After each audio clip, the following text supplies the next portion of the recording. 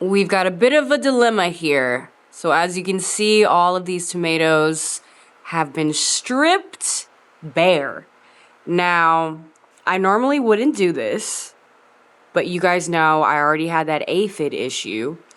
So I saw a few of them were kind of congregating on the leaves.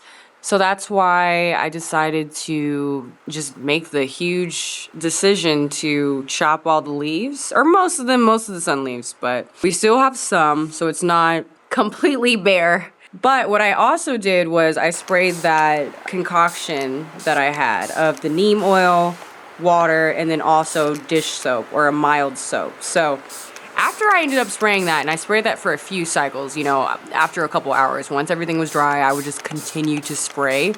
I did notice a bunch of those little aphids started scattering. They absolutely do not like the smell of the neem oil.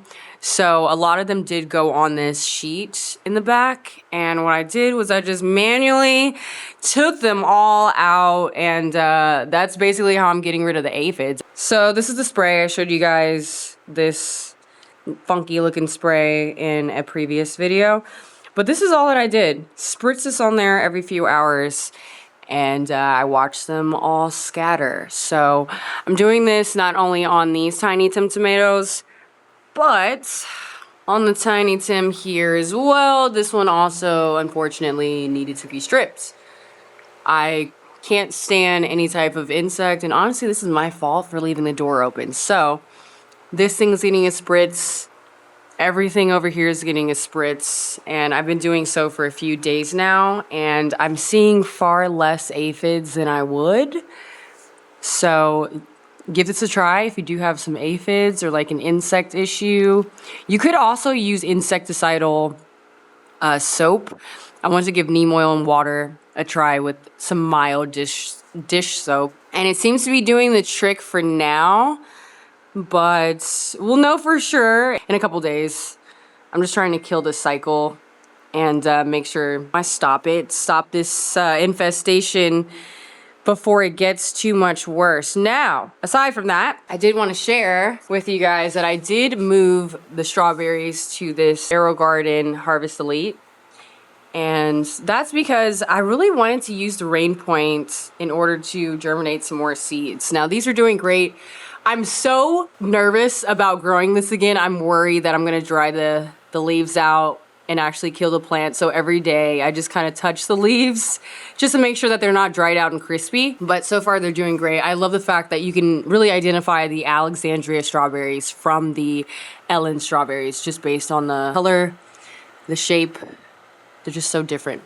But these are my newest seeds that I'm germinating. So I wanted to get into herbalism and using plants as medicine. So I'm germinating chamomile, calendula, peppermint, hyssop, lemon balm, and echinacea. So they're all in here.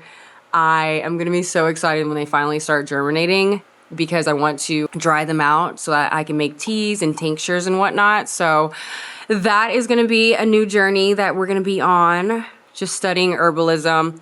So that is what's new in the garden so far. What I did for these two cherry tomatoes in bloom, I actually added an air pump because I just felt like it needed more oxygen going to the roots. So we've got 2 air stones in there, and then also I added 2 air stones to this trellis unit. So these are going to be doing a hell of a lot better. And you guys, I did notice that I'm going to start getting beautiful vines. I think I've got about 8 here. Oh, 7. 1 did fall off. Oh no, yesterday there was 8. But it looks like I'm getting larger vines, which is great. Hopefully these cherry tomatoes will give us a lot more tomatoes. Updates to come. Thank you so much for watching, and I'll be seeing you until next time.